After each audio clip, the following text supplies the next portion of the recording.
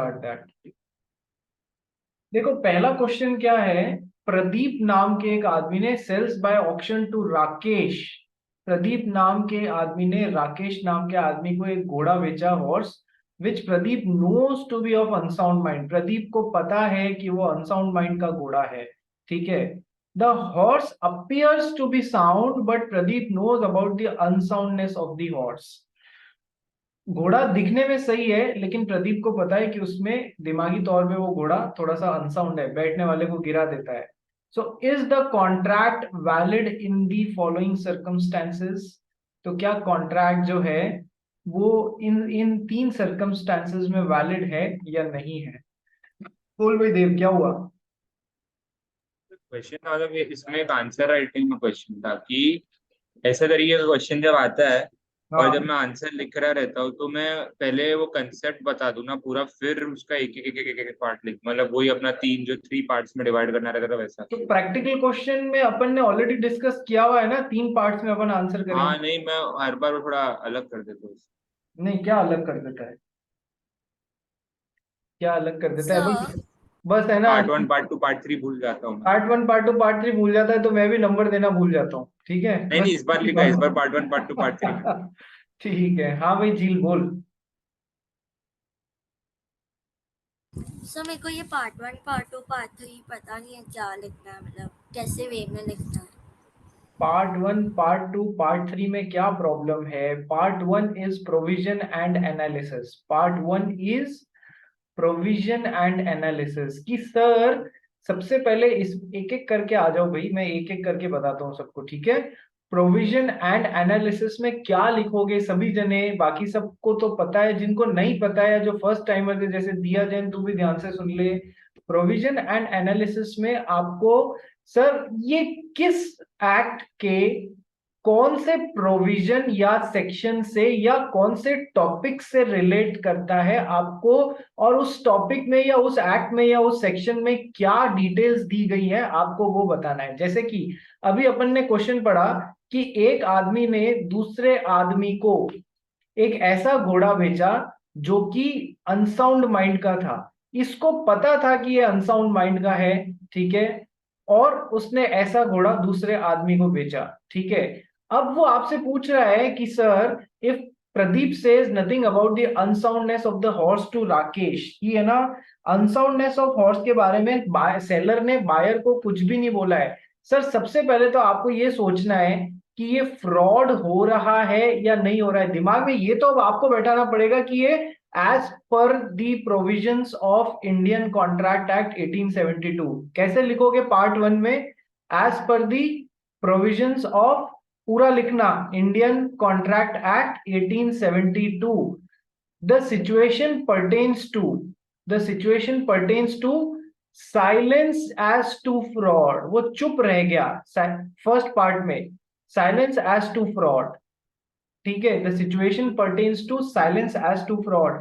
क्या चुप रहना फ्रॉड होता है। अपन ने बहुत अच्छे से ये टॉपिक डिस्कस किया हुआ है कि चुप रहना कभी भी फ्रॉड नहीं होता है, ठीक है। तो आपको बताना है कि देखो प्रोविजन और एनालिसिस जो पार्ट वन है उसमें क्या बताना है कि एज पर दी प्रोविजन, यदि सेक्शन ध्यान है तो सेक्शन 17 बोलने का, यदि सेक्शन ध्यान है तो फ्रॉड का सेक्शन क्या है, सेक्शन 17 है, ठीक है। यदि सेक्शन ध्यान नहीं है तो भगवान के लिए, ईश्वर की कसम खा लो कि है ना, गलत सेक्शन मेंशन नहीं करेंगे।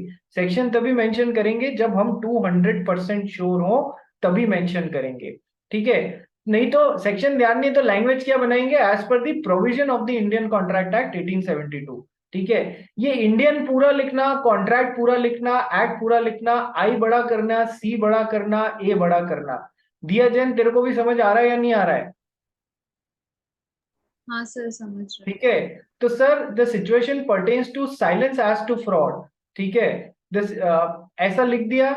और फिर आपको लिखना है basically when the seller remains silent it is not considered as fraud, it is not considered as fraud, ठीक है, because of the rule of caveat emptor, ठीक है। तो सर पहला कीवर्ड क्या हो गया, साइलेंस एज टू फ्रॉड। दूसरा कीवर्ड जो एग्जामिनर आंसर में देखना चाह रहा है वो है कैविएट एम्प्टर का रूल, ठीक है। ब्रैकेट में डाल देना let the buyer himself be aware, या beware, let the buyer himself be aware, यही तो कैविएट एम्प्टर का रूल होता है।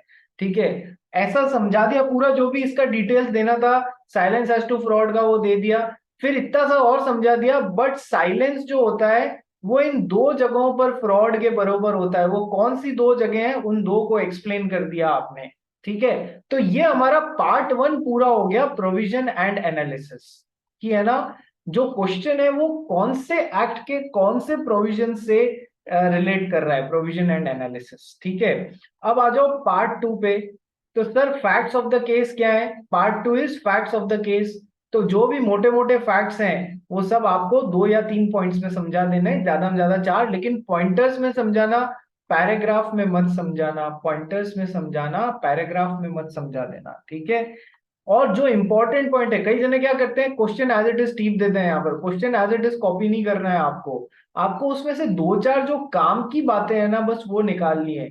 हाँ, पहली जैसे for example facts of the case में पहला पॉइंट डालोगे, buyer seller sold a horse to buyer who was of unsound mind.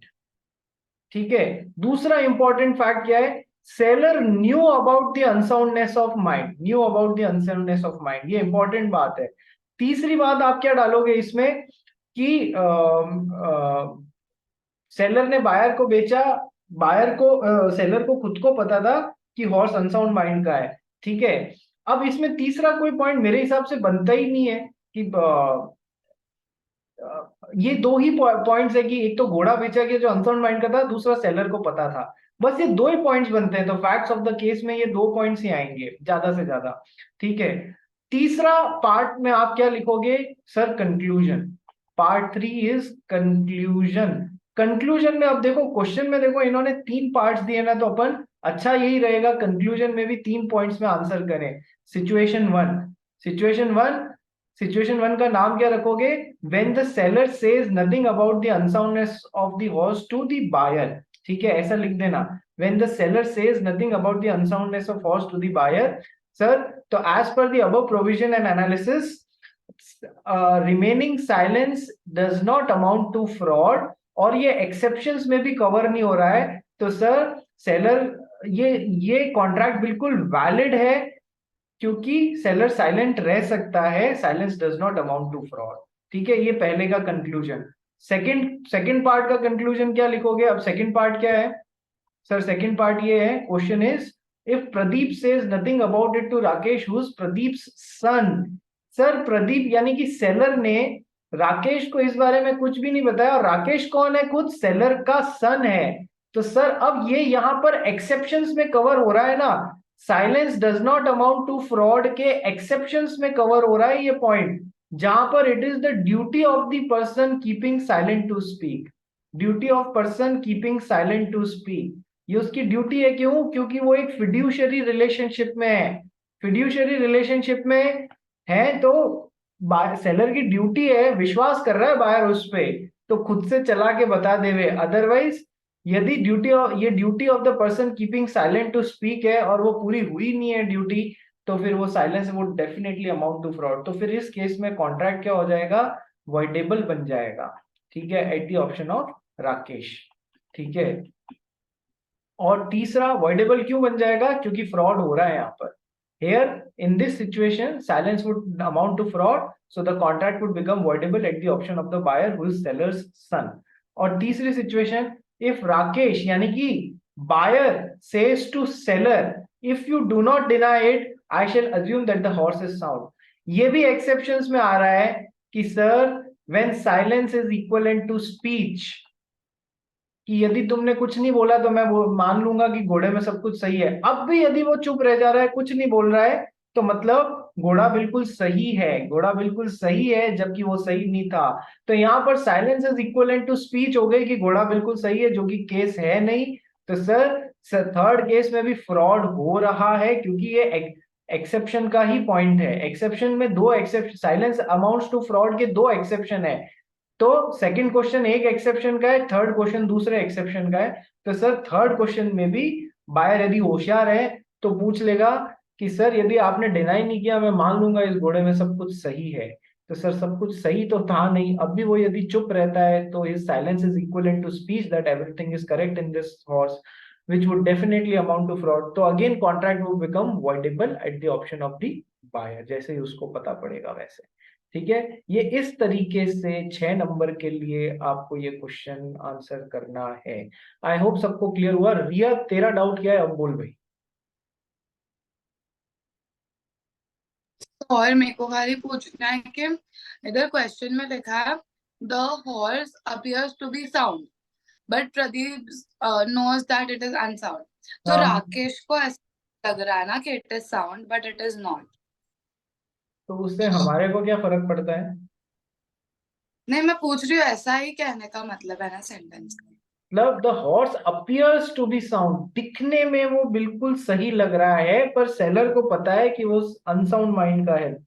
देख वो ओके ओके, एक तो साउंड। अच्छा, यदि है ना, एक तो होती है कि गलती दिखने वाली हो जो पकड़ में आ जाए, ठीक है, मतलब जैसे कोई पैर टूटा हुआ है या वैसा कोई चीज। एक होता है कि कई बार ऐसी गलती होती है जो दिखती भी नहीं है, but the main thing is silence is not amounting to fraud because of the rule of caveat emptor. बात समझी?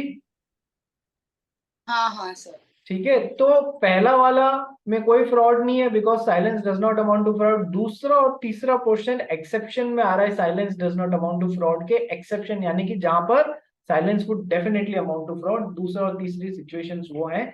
तो आपको पार्ट 1 में पूरी चीज का प्रोविजन समझाना है, प्रोविजन और एनालिसिस। पार्ट 2 में अलॉन्ग विद एक्सेप्शन समझाना है साइलेंस अमाउंट टू फ्रॉड वाला टॉपिक, ठीक है, क्योंकि यहाँ एक्सेप्शन से रिलेटेड क्वेश्चंस हैं। ठीक है, पार्ट 2 में आपको फैक्ट्स ऑफ द केस और पार्ट 3 में कंक्लूजन। ठीक है, इस तरीके से मैनेज करोगे तो एग्जामिनर को कोई जगह नहीं मिलेगी तुम्हारे नंबर काटने की। ठीक है, चलो रिया हैंड डाउन कर ले यदि कोई दूसरी तकलीफ नहीं है तो। किसी और को कोई प्रॉब्लम इस फर्स्ट में नहीं है? चलिए, तो चलिए क्वेश्चन नंबर 1 कर लिया। मैंने इधर क्या किया है, वो पार्ट 1 पार्ट 2 पार्ट 3 में नहीं जमाया, मैंने केवल आपको क्रक्स दे दिया है यहाँ पर। ठीक है, लेकिन आपको लिखना पार्ट 1 पार्ट 2 पार्ट 3 के अकॉर्डिंग है। ये बात मैं पहले भी बता चुका हूँ, कितने टेस्ट ले लिए अपन ने आज दिन तक। तो मैं आपको केवल क्रक्स आंसर्स बता रहा हूँ, लिखना आपको पार्ट 1 पार्ट 2 पार्ट 3 है। प्लस जो थ्योरेटिकल, ये जो पार्ट 1 पार्ट 2 पार्ट 3 कंसेप्ट है, this is only for case study based questions. This is only for case study based questions. This is not for the theoretical framework, theoretical questions। आ जाइए second question पढ़ते हैं। शिरीन पढ़। Rahul induced Neeraj to buy his motorcycle, saying that it was in a very good condition. After taking the motorcycle, Neeraj complained that there were many defects in the motorcycle. Rahul proposed to get it repaired and promised to pay 45% of the cost of repairs. After a few days, the motorcycle did not work at all. Now Neeraj wants to rescind the contract, despite giving reasons under the provisions of Indian Contract Act 1872. देखो main point किधर जा रहा है, तो practical question तो part 1 part 2 part 3 में answer करोगे। Main point किधर जा रहा है? झील क्या हो गया मैडम? झील। सर हाँ सर, मैं बोल रही हूँ कि मतलब ये out of the box question है। मैंने 1 और 2 बाद में सॉल्व किया, पहले 3 4 5 सॉल्व किया, तो चलेगा? कोई प्रॉब्लम नहीं है, इट्स अ गुड अप्रोच। मैं तो सबको यही बोलूंगा, जो क्वेश्चन पहले आता है वो पहले सॉल्व करो। झील क्या बोल रही है समझना।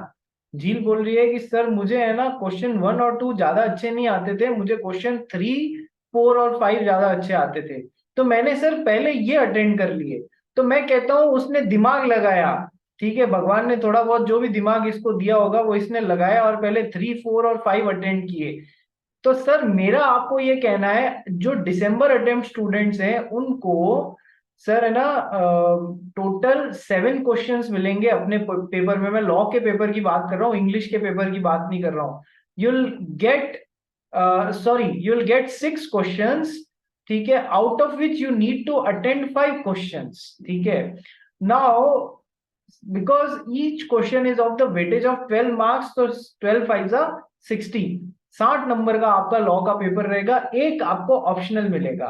क्वेश्चन नंबर 1 हमेशा कंपलसरी होता है, जिसमें 2 या 3 पार्ट्स होते हैं, सॉरी। मैंने आपको पेपर फॉर्मेट सबको दिया हुआ है ना, सभी जनों को पेपर फॉर्मेट बताया हुआ है किस तरीके का आएगा। देखो ये केवल दिसंबर वालों के लिए, हाँ अभी अपने को जून जुलाई वालों के लिए, जून वालों के लिए अभी पता नहीं है, ये केवल दिसंबर वालों के लिए है, ठीक है। मैं वापस भेज भी दूंगा और एक दिन डिस्कस भी कर लूंगा दिसंबर वालों के लिए। तो सर 5 क्वेश्चन अटेंड करने हैं 6 में से। तो सर पहला क्वेश्चन कंपलसरी होता है 2, 3, 4, 5, 6, इनमें से कोई भी 4 करने होते हैं, तो टोटल 1 and 4 5 क्वेश्चन हो जाएंगे। सर ये कभी कतई कंपलसरी नहीं है कि क्वेश्चन 1 कंपलसरी है तो क्वेश्चन 1 सबसे पहले अटेंड करो। इनफैक्ट आपको जो क्वेश्चन सबसे अच्छा आता है सबसे पहले आप वो अटेंड कीजिए, बिकॉज फर्स्ट इंप्रेशन हमेशा मैटर करेगा। एग्जामिनर आपकी कॉपी का पहला क्वेश्चन देख के समझ जाएगा बंदे या बंदी को आता है या कितना आता है या कितना नहीं आता है, पढ़ा है लॉ या नहीं पढ़ा है। तो give it the best shot, your first question as your best shot, ठीक है। जो भी सबसे अच्छा आता है सबसे पहले वो अटेंड करें, ठीक है। नंबर 1, तो ये क्वेश्चन नंबर 1 अटेंड तो जरूर करना है, लेकिन लास्ट में भी करो तो भी कोई प्रॉब्लम नहीं है।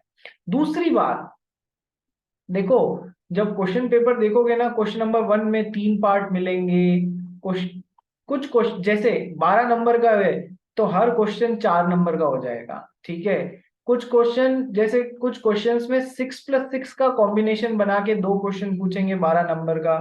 कुछ क्वेश्चंस में आपके you'll get 5+4+3 कितना हो गया, अगेन 12। इस तरीके से 3 क्वेश्चंस पूछ लेंगे। कुछ क्वेश्चंस में आपके इट विल बी 7+5, ठीक है, इस तरीके से हो जाएगा। कुछ क्वेश्चन में आपके 6+3+3 ऐसा पूछ लेंगे। कुछ क्वेश्चंस में आपके यू माइट ऑल्सो गेट 4+2+6 ऐसा फॉर्मेट भी मिल सकता है, ठीक है। इस 4 को फर्दर एक एक नंबर के क्वेश्चन में और तोड़ा जा सकता है। So you will be getting a range from 1 to primarily from 2 to 7 marks, but you can also expect question की रेंज नंबर्स के हिसाब से 1 to 7 मार्क्स की आ सकती है।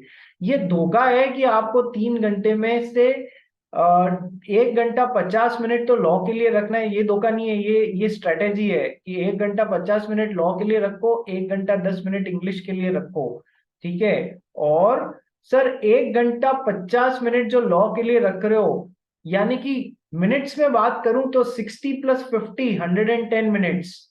110 मिनट्स में तुमको सवाल कितने सॉल्व करने हैं रे? तुमको सवाल 5 सॉल्व करने हैं। If I divide 110 by 5, average 22 minute में एक क्वेश्चन हो जाना चाहिए विद ऑल इट्स सब पार्ट्स। टोटल कितने क्वेश्चन देखो, कितनी कितनी वैरायटी बताई, ये 3 क्वेश्चन, फिर ऐसे 2 क्वेश्चन, या ऐसे 2 क्वेश्चन, या ऐसे 3 क्वेश्चन, या ऐसे 3 क्वेश्चन। अराउंड आपको 1 घंटा 50 मिनट यानी कि 110 मिनट में आपको 14 से 15 क्वेश्चन अटेंड मिनिमम करने रहेंगे। आप ये लेके चलना, सारे सब पार्ट्स में मिला के ले लू ना, तो आपको 14 से 15 क्वेश्चन अटेंड करने रहेंगे 1 घंटे 50 मिनट में। लॉ के और इंग्लिश के पेपर में जरूरी नहीं है कि जिसको आता हो उसके अच्छे नंबर आए, जरूरी क्या है, आने के साथ में टाइम मैनेजमेंट। इसको 1 घंटा 50 में खत्म करना है, इसको 1 घंटा 10 मिनट में खत्म करना है। जिसने टाइम मैनेजमेंट किया ना वो जीतेगा, ठीक है। कुछ बेवकूफ बच्चे ऐसे भी थे मेरे पास में, माफी चाहता हूं लेकिन बोलना पड़ रहा है, 2 घंटे तक इंग्लिश का पेपर सॉल्व करते रहे और 1 घंटे में लॉ का पेपर खत्म किया। What a funny aspect, 40 number के लिए 2 घंटे दे रहे हो और 60 नंबर के लिए 1 घंटा दे रहे हो, ठीक है। तो फिर सक्सेस के चांसेस ही खत्म हो जाते हैं यहाँ पर इस तरीके से, तो ठीक है। और कुछ ऐसे थे जो पूरे के पूरे 60 नंबर के भरोसे ही गए थे कि हमको अंग्रेजी नहीं आती, ठीक है, हम तो इंग्लिश करके ही नहीं आएंगे, हम तो सारा टाइम लॉ को ही देंगे। तो यार बैलेंस से ही तो आंसर निकलता है, बैलेंस में रहना हर। अच्छा, दिसंबर अटेम्प्ट स्टूडेंट्स प्लीज लिसन कि है ना 50, ये 1 घंटा 10 मिनट 50 मिनट और 1 घंटा 10 मिनट है ना, इसमें आपस में ±5 to 5 मिनट्स चलेगा, 7 मिनट्स चलेगा। कि सर लॉ का पेपर में 5 मिनट या 7 मिनट ज्यादा दिए चलेगा, तो वो एडजस्टमेंट इधर, ठीक है। एक और बात, जो फर्स्ट क्वेश्चन अटेंड कर रहे हो, जो भी फर्स्ट क्वेश्चन अपने आंसर शीट में अटेंड कर रहे हो, उसमें सब 22 मिनट से ज्यादा भी टाइम लग जाए ना, 2 या 3 मिनट प्रॉब्लम नहीं है, क्योंकि वो 3 मिनट तुम कहाँ एडजस्ट करोगे, जो क्वेश्चन थोड़ा कम आता है उसमें एडजस्ट कर लोगे, उसमें 22 मिनट चाहिएंगे नहीं तुमको, तो वहां से एडजस्टमेंट उठा के यहाँ डाल देना। ठीक है, प्रैक्टिकल केस स्टडी पार्ट 1, 2, 3 में आंसर करना है। जो थ्योरेटिकल क्वेश्चन है, चाहो यदि उसमें पॉइंटर्स हैं तो उसमें समरी स्नैपशॉट दो। समरी स्नैपशॉट क्या होता है, देखो जी, हो गई तेरी बात, ठीक है, समरी स्नैपशॉट दो। समरी स्नैपशॉट का मतलब होता है, मान लो माइनर से रिलेटेड बातें लिखनी है, तो सर मैंने आपको 15 पॉइंट्स बताए थे, यदि 6 नंबर का क्वेश्चन आ रहा है, टिका दो पूरे 15 पॉइंट्स, ठीक है, और फिर थोड़ा बहुत जितना भी नंबर का एक्सप्लेन करना है वो कर दो, ठीक है, क्योंकि कोई भी क्वेश्चन मैं नहीं मानता कि 15 के 15 पॉइंट पूछेगा आपसे, ठीक है, ऐसे तो फिर पता नहीं क्या होगा। तो एक समरी स्नैपशॉट दे दिया, एग्जामिनर पे इसका क्या रिजल्ट आएगा, भाई इसको आता है, खुले हाथ से नंबर दो, ठीक है, फिर वो डिटेल्स में जाना कम पसंद करेगा। बेचारे कोई भी कॉपी चेकर के पास में 500 से 1000 कॉपीज मिनिमम आती हैं, उस तो आपको उससे नंबर छीनने हैं। एक एक कॉपी में कम से कम 30 से 40 पेज होंगे, ठीक है, आप समझो उसको 20,000 पेज पढ़ने रहेंगे अब कॉपीज चेक करने के लिए, ठीक है। तो कहने का मतलब ये है कि आपको नंबर निकालने होंगे उससे, प्लस चाहे प्रैक्टिकल क्वेश्चन हो, चाहे केस स्टडी बेस्ड हो, चाहे थ्योरेटिकल हो, कीवर्ड्स मेंशन करने बहुत जरूरी हैं। कीवर्ड्स मेंशन करोगे तो नंबर मिलेंगे। अच्छा, एग्जामिनर का ध्यान कीवर्ड्स की तरफ कैसे खींचोगे, कि सर कीवर्ड्स को अंडरलाइन करेंगे, ठीक है, कीवर्ड्स को अंडरलाइन करेंगे सर, अपने आप एग्जामिनर कहेगा यार ये बड़ा सही है। हर आंसर को क्वेश्चन 1 का सब पार्ट 1 हो या 2 हो या 3 हो, जितने भी सब पार्ट्स हैं, हर क्वेश्चन के हर सब पार्ट को नए पेज से स्टार्ट करोगे। हर क्वेश्चन के हर सब पार्ट को नए पेज से स्टार्ट करोगे। शरीन जॉन, समझ में आ रहा है या नहीं आ रहा है? Yes sir. खाना खा रही है क्या? हाँ सर। हाँ, देव पासारी, मनशा शर्मा, दिया दिया जैन, दिसंबर अटेम्प्ट ही है ना तेरा? हाँ सर। ये सब जो बातें बता रहा हूँ ना, ध्यान रख लेना दिसंबर वाले। आज की क्लास सुपर डुपर इंपॉर्टेंट बताई है मैंने, ठीक है। हर क्वेश्चन के हर सब पार्ट को, ये पेज है तुम्हारा, यहां तक भर गई कॉपी, या लिखो पीटीओ प्लीज टर्न ओवर, और नेक्स्ट पेज से नया क्वेश्चन नंबर 1 पार्ट 2 स्टार्ट करना। तुम में से काफी लोगों की आते हैं कि पूरा का पूरा क्वेश्चन नंबर मेंशन ही नहीं करते हैं, जहां भी आंसर स्टार्ट कर रहे हो क्वेश्चन 1 पार्ट 1 ऐसा मार्जिन में लिख के और फिर आंसर स्टार्ट करो। तुम लोग क्या करते हो, पार्ट 1 लिखा तो अगले पेज पे केवल ये डाल देते हो, ऐसा ना करना। क्वेश्चन 1 पार्ट 1, क्वेश्चन 1 पार्ट 2, इस तरीके से पूरा मेंशन करोगे। और एक अच्छी आदत और क्या है, जहां भी स्टार्ट कर रहे हो ना, उधर यहां पर एक बॉक्स बना के शुरुआत में क्वेश्चन 1 पार्ट 1 यहां पर ऊपर भी मेंशन कर देना भाई साहब, क्योंकि एग्जामिनर को फ्लो में पता ही नहीं पड़ता है। 20,000 पेज तुमको पढ़ने को दे दूंगा ना, तुम्हारी हालत टाइट हो जाएगी। इसलिए क्या है, यहां पर भी मेंशन करोगे बॉक्स बना के, और यहाँ साइड में भी मेंशन करोगे, तो ज्यादा अच्छे चांस रहेंगे सक्सेस मिलने के, ठीक है। कीवर्ड्स अंडरलाइन करोगे, पार्ट 1 पार्ट 2 पार्ट 3। अच्छा, यदि कोई कंपैरेटिव क्वेश्चन है तो सर उसको 3 कॉलम टैबुलर फॉर्मेट में अटेंड करना। 3 कॉलम टैबुलर फॉर्मेट में जो कंपैरिजन का है, जैसे फ्रॉड और मिसरिप्रेजेंटेशन में डिफरेंस करो, तो 3 कॉलम टैबुलर फॉर्मेट में आंसर करना। रिया, तेरा डाउट क्या है, बोल। सर आपने बोला एग्जाम में 5 क्वेश्चंस के लिए 1 hour 50 minutes मिलेंगे, और हाँ, आपने तो कल ही दिया। क्या बोल रही है? मैंने आपने तो कल 5 क्वेश्चंस के लिए खाली 1 hour ही दिया ना। रिया, अधूरा ज्ञान डेंजरस होता है, वीडियो ऑन कर। अधूरा ज्ञान होता है ना, वो बहुत डेंजरस होता है, मानती है मेरी बात, है ना?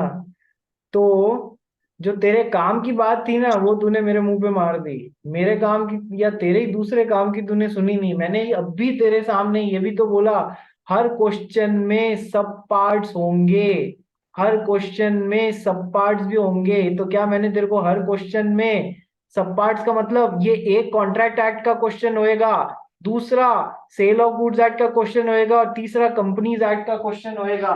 बात समझ में आई तेरे को? तो कॉन्ट्रैक्ट एक्ट का जो कल दिया ना उसमें सिंगल में 1 2 3 आ जाएगा, इस एक में जो जैसे मैंने दिया ना, समझी? तो मैंने तेरे को सब पार्ट्स तो दिए ही नहीं 5 क्वेश्चन में, समझी? ओवरऑल तेरे को 1 घंटा 50 मिनट में बेटा कितने क्वेश्चन अटेंड करने रहेंगे? मिनिमम 14 से 15, बेयर मिनिमम इतने अटेंड करने रहेंगे। मैंने तेरे को 1 घंटे में कितने दिए? 5 दिए, यानी मैंने तेरे को 66 मिनट्स में 5 दिए।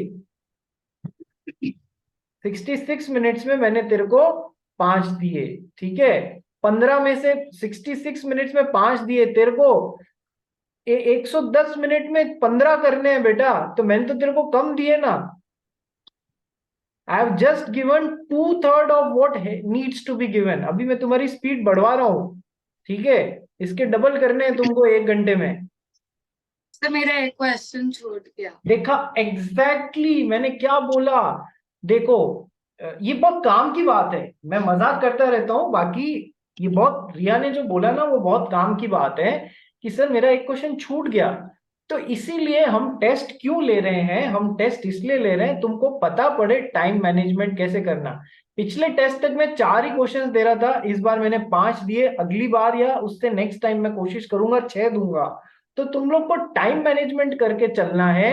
हर क्वेश्चन 22 मिनट के आसपास में घड़ी देख के एक क्वेश्चन 22 से 23 मिनट के बीच में खत्म कर लेना है, मतलब कर लेना है, उस हिसाब से स्पीड रखनी है। अपने आप पता पड़ जाएगा कितना लिखना है कितना नहीं लिखना है। ये टेस्ट इसीलिए हो रहे हैं, ठीक है? अगली बार रिया ये गलती नहीं करेगी। देव तेरी बात बोल। सर मेरा क्वेश्चन था कि मतलब अभी जो क्वेश्चन आएंगे 5, उसमें से ऐसा कोई भी सेम एक्ट में से क्वेश्चंस नहीं आएगा? सेम एक्ट में से नहीं आएगा मतलब? नहीं ऐसा नहीं है, मैं तेरे को पेपर फॉर्मेट अभी दे दूंगा, ठीक है? उसको देखना, तेरे आधे से ज्यादा डाउट्स तो वैसे ही सॉल्व हो जाएंगे, ठीक है? सेम एक्ट में नहीं, से मेरा क्वेश्चन ये था कि अगर सेम एक्ट, दो क्वेश्चन सेम एक्ट में से आ गए तो फिर मैं ऐसा लिख सकता हूँ as mentioned in that question. तेरे को क्या प्रॉब्लम हो रही है क्या as per the provisions of Indian contract act mention करने में, ये एक लाइन क्वेश्चन मेंशन करने में? अरे नहीं, ऐसे नहीं। अगर थोड़ा कंसेप्ट मेरा रिलेट हो रहा है काफी तो फिर मैं हाँ, वैसा लिख सकता हूँ, ऐसा पूछ। तू क्या सोचता है एक ही क्वेश्चन माइनर के ऊपर 2 क्वेश्चन आ जाएंगे? एग्जामिनर पेपर सेटर इतने बेवकूफ है? अच्छा अच्छा, मैं मान लेता हूँ तेरी इमेजिनेशन फलीभूत हो गई। फलीभूत मतलब सही में सही हो गई, 2 क्वेश्चन माइनर पे आ गए। तो क्या तू ऐसा लिख सकता है कि है ना, मैंने जैसा वहां लिखा वैसे ही यहाँ पर भी मान लिया जाए? तू सोच तू क्या बोल रहा है। मैं ऐसा नहीं बोल रहा पूरा आंसर, मैं एक छोटा सा पार्ट रेफरेंस के लिए बोल रहा हूँ मैं वैसे। यही बोल रहा हूँ, तेरी इमेजिनेशन इतनी खतरनाक है कि तू एक्सपेक्ट कर रहा है एग्जामिनर कॉपी चेकर से कि वो तेरे रेफरेंस को वहां जाके देखेगा कि तूने क्या किया है। Do you expect him to do that? तो ऐसा होना नहीं है, और होना है तो भी तेरे को करना नहीं है। बात समझ आ गई? ठीक है, चल। हाँ रिया, और कोई प्रॉब्लम है क्या? नहीं, मंशा शर्मा बोल। सर मैंने भी पहले थर्ड फोर्थ फिफ्थ अटेम्प्ट किया था, बट मेरा भी एक क्वेश्चन छूट गया टाइम मैनेजमेंट टाइम में। मैनेजमेंट करो बेटा, बिल्कुल करो। मेरी कोशिश ये रहेगी हर एग्जाम से, मतलब फाइनल एग्जाम से पहले मैं तुम्हारे 2 या टाइम अलाउ किया तो 3, मिनिमम 2 से 3 मॉक टेस्ट लूंगा। मॉक टेस्ट का मतलब होता है बिल्कुल एग्जैक्टली उसी फॉर्मेट में क्वेश्चन पेपर आएगा जैसा एग्जाम में आता है। कुछ चेंज हुआ भी तो इसके आसपास ही रहेगा, क्योंकि बहुत मेजर चेंजेस नहीं आने चाहिए, ऐसा मैं एक्सपेक्ट करता हूँ। कम से कम दिसंबर वालों के लिए तो मैं एक्सपेक्ट करता ही हूँ, ठीक है? अब जून वालों के लिए तो क्या है, 100 मार्क्स का ही लॉ आ गया, तो थोड़ा पेपर फॉर्मेट पता पड़ेगा, तभी अपन आगे वैसा पेपर डिजाइन करेंगे। बट 2 से 3 जो है मॉक टेस्ट, तुमको अंदाजा हो जाएगा लिखते लिखते कैसे टाइम मैनेज करना है, कहाँ खड़े हुए हो। ज्ञान होना और उस ज्ञान को एक्सप्रेस करना 2 अलग अलग बातें होती हैं, ठीक है? दोनों आना चाहिए, टाइम मैनेजमेंट आना चाहिए। एक क्वेश्चन में कितने मार्क्स कितना टाइम देना है, इंग्लिश, अच्छा कई बच्चों का ये भी डाउट होता है सर पहले इंग्लिश का अटेंड करें कि पहले लॉ का अटेंड करें सर, बताओ सर क्या करें सर। अरे जो तुमको पहले आता हो अच्छा वो अटेंड करोगे। लॉ स्ट्रांग है तो पहले लॉ अटेंड करना, इंग्लिश स्ट्रांग है तो पहले इंग्लिश अटेंड करना, याद रखना बेटा। ये बहुत बड़ी बात है, ठीक है पहली बात। अच्छा कुछ शानदार बच्चे होते हैं जो क्या करते हैं सर इंग्लिश के है ना 3 अच्छे आते थे, पहले ये 3 कर लिए, फिर लॉ के 2 अच्छे आते थे, फिर वो 2 लॉ के कर लिए, फिर वापस इंग्लिश के कर लिए, ऐसे है ना पूरे पेपर में इंग्लिश और लॉ की खिचड़ी बना दी। ठीक है, कोई इंटरेस्टेड नहीं होगा तुम्हारी कॉपी ढंग से चेक करने में इस तरीके से। तो जो क्वेश्चन सबसे पहले उठा रहे हो ना, यदि पहले इंग्लिश उठाया है तो पहले पूरा इंग्लिश का सॉल्व करोगे, फिर लॉ का स्टार्ट करोगे और लॉ का पूरा सॉल्व करोगे। क्या ये बात भी समझ में आ गई? Yes sir. एक और बात कि सर जैसे लॉ के पेपर में क्वेश्चन नंबर 1 में सब पार्ट 1 सब पार्ट 2 सब पार्ट 3 है, ठीक है। तो सर यदि क्वेश्चन नंबर 1 उठाया है तो सर ये तीनों सब पार्ट एक साथ सॉल्व करना। ऐसा मत करना कि क्वेश्चन नंबर 1 के सब पार्ट 1 और 2 तो यहां कर लिया, फिर क्वेश्चन नंबर 2 सॉल्व कर लिया, क्वेश्चन नंबर 3 सॉल्व कर लिया, उसके बाद में क्वेश्चन नंबर 1 सब पार्ट 3 वापस सॉल्व कर रहे हो। ऐसा मत करना, तीनों जो क्वेश्चन उठा रहे हो उसके सारे सब पार्ट्स एक साथ सॉल्व करोगे। क्या ये बात समझ में आ गई? ठीक है। एक और बात कि सर पेपर में अभी तक की परिपाटी ये है कि आपको केवल ब्लैक या फिर ब्लू बॉल पेन काम लेना है, इंक पेन काम में नहीं लेना है। या तो ब्लैक या ब्लू बॉल पेन, तुम ब्लैक पे फोकस करना, ठीक है। बॉल पेन ही काम लेना है, इंक पेन काम में नहीं लेना है, ठीक है। और और एक बात क्या बोल रहा था, 3 घंटे, हाँ यस वेरी इंपॉर्टेंट बात, 3 घंटे का पेपर है। तुमको पता है तुमको एक्चुअल में 3 घंटे 15 मिनट मिलेंगे उसके लिए, ठीक है। 15 मिनट एक्स्ट्रा मिलेंगे, क्यों मिलेंगे सर? 2 से 5 अभी तक का पेपर का टाइम रहता है यदि फ्यूचर में चेंज नहीं हुआ तो सीट पे जाके 1:30 पे सेटल हो जाना लॉ अकाउंट्स और लॉ वाले पेपर के दिन। उसका कारण है, बाकी के लिए पूछ लेना, जो मैथ्स और इकोनॉमिक्स के टीचर्स को पूछ लेना क्या उसमें भी एक्स्ट्रा टाइम मिलता है क्या। अकाउंट्स और लॉ पहला और दूसरा पेपर जो सब्जेक्टिव पेपर्स है ना, उनमें 1:30 सीट पे जाके सेटल हो जाना, लड़ जाना यदि 1:45 तक पेपर हाथ में नहीं आए तो, ठीक है। क्योंकि पेपर चालू 2 बजे होगा, आपको हाथ में क्वेश्चन पेपर 1:45 पे ही दे दिया जाएगा, क्योंकि आप पे एक्सपेक्ट किया जाता है कि आप पूरा पेपर पढ़े। 15 या 16 पेज का तो पेपर होता है, क्वेश्चन पेपर होता है, आप पूरा पढ़ें। लॉ के पेपर में जो एक क्वेश्चन छोड़ना है वो डिसाइड करें, कौन से करने वाली बात नहीं कर रहा हूं मैं, कह रहा हूं ना 6 में से एक छोड़ना है, तो सर कौन सा छोड़ना है वो डिसाइड करो, और सबसे पहले कौन सा क्वेश्चन करना है वो डिसाइड करो। और इंग्लिश के पेपर में भी शायद चॉइस आएगी, तो कौन सा छोड़ना है वो डिसाइड करो। 15 मिनट में ये सब कैलकुलेशन हो जाती है, इनफैक्ट ये 10 मिनट में ही कर लेना, ठीक है। लास्ट के 5 मिनट 5:55 जो है ना, उस समय लिखना बंद कर देना, कि है ना लालच मत करना। जो अपनी सारी शीट्स हैं उनको प्रॉपरली अरेंज करके टाई अप करना, नंबर 1। नंबर 2, जो मेन शीट होती है ना एग्जाम की, उसके फर्स्ट पेज पे एंट्रीज करनी पड़ती हैं कि आपने कौन से क्वेश्चन अटेंड किए, वो टिक मार्क करने पड़ते हैं, बॉक्सेस बने हुए होते हैं, वो टिक मार्क करने पड़ते हैं। तो सर वो भी आपको करने पड़ेंगे, तो प्लीज 5:55 पे इस काम में लग जाना। सबसे पहले शीट्स बांधना और ये जो भी एंट्रियां करनी है ना कंप्लीट वो करना, नहीं तो प्रॉब्लम होगी बाद में। क्या इतना समझ में आया? जो 16 या 15 पेज का पेपर मिले ना, ऊपर लिखा हुआ होगा कि इतने शीट्स हैं इस क्वेश्चन पेपर में, यदि बीच में से कोई पेपर गायब हो, सबसे पहला काम ही यही चेक करना, बीच में से कोई पेपर गायब हो तो उस एग्जामिनर को बोलना, ओ भाई बीच में से पेपर गायब है क्वेश्चन पेपर में, दूसरा शीट दे मेरे को, दूसरा क्वेश्चन पेपर दे, ठीक है। ये काम करना है, ऐसा कभी मैनुअल बात है, हो भी सकता है गायब, ठीक है। झील क्या हुआ? सर आपने बोला टाइम मैनेज करके पेपर लिख, जो हमारा लॉ का ये नॉर्मल टेस्ट होता है वो 1 आवर का होता है, मतलब 60 मिनट्स। और उसमें अगर आप बोल कि आप 5 क्वेश्चन दोगे तो पर क्वेश्चन 12 मिनट्स देना पड़ेगा। सर 12 मिनट में एक क्वेश्चन कैसे सॉल्व होता है? क्यों नहीं होगा? जब बेटा मैं आपसे एक्सपेक्ट करता हूँ कि आप 22 मिनट में 2 सवाल करो 6+6 के, या 22 मिनट में 4+4+4 के 3 सवाल करो, तो क्या मैं आपसे 12 मिनट में एक क्वेश्चन एक्सपेक्ट नहीं कर सकता? तू ही बता दे सर मेरे पर को। उसका भी तो सब क्वेश्चन है।